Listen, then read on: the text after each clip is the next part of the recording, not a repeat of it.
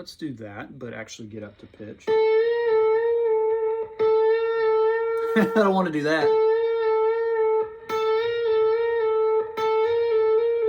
Here's something you can practice. I practice this getting to pitch with your bends. I will play a 3-note phrase not bending, and then play the same 3-note phrase where I bend into the last note. And if you alternate back and forth, your ear has the pitch, the target pitch, right before you go to bend it, right?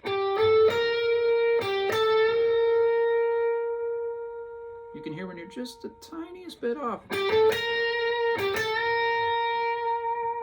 And really try to land there. Don't just like, oh, where am I? Oh, that's too far, let's go back. You know, really try to land on it.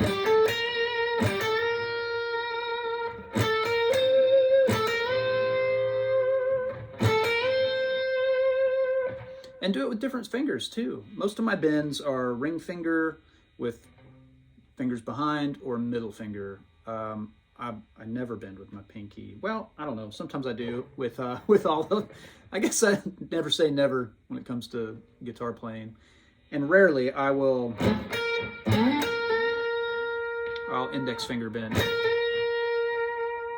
and then put a little vibrato on it, nice and slow, not the like. You don't want it to sound like you're all anxious.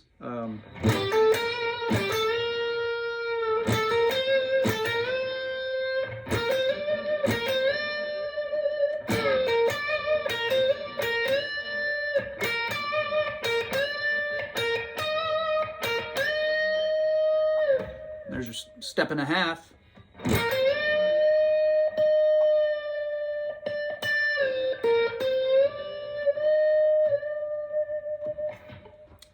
You get into more advanced stuff where you're bend to the next note, back down. A lot of people are really great at that. J.D. Simo was awesome at that. Sean Tubbs, fantastic at that. The one song that immediately comes to mind that I think terrified every guitar player because they knew their band was going to cover it and that they weren't going to be able to play those bends is Another Brick in the Wall, Part 2. David Gilmour. He's playing ultralight strings on a gold top Les Paul. A gold top Les Paul has looser string tension than a normal Les Paul from the mid-50s with the Rat Tail.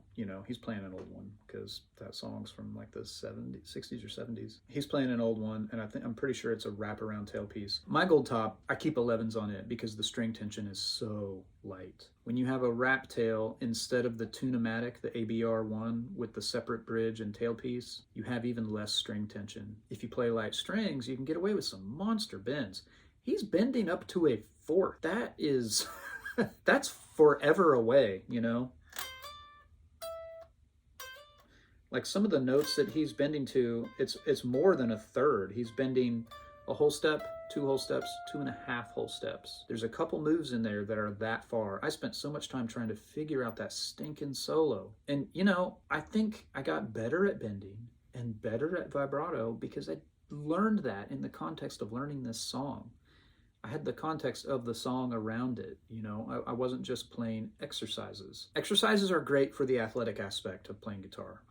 It's just that music isn't athletics, right? Especially in the context of a modern band where you're playing with 4 or 5 other people and everybody's trying to do their best to play something cohesive and creative and unique. Just playing exercises doesn't help you listen to other players. It doesn't help you listen for what might be happening that your parts need to agree with. You need to agree with everybody else. Guitar players are notoriously bad at that. And I think it's because we mostly sit and play by ourselves in our bedrooms. Any musician that sits and plays by themselves mostly, you're flexing lots of muscles. You're growing lots of muscles. The muscle that helps you listen to other players and play something with them is not being flexed in that context. If you play with a song and you're really listening to all the other parts that are happening and you make an effort to chart that song and learn every single guitar part and listen to how it's interacting with, the piano or the B3, how the guitar, the rhythm guitar, the guitar is working with the hi-hat, how the bass is working with the kick drum, you are going to be light years ahead when you're trying to get a gig. You're going to be light years ahead of the guy who has practiced a bunch of exercises and shows up to the audition showing everybody how much he's practiced exercises and how well he can solo. I can't tell you how many gigs I got over people that were far better technical guitar players than me. I just think there's a lot more to it, a lot more to playing music with people than being a really great technician on the guitar. So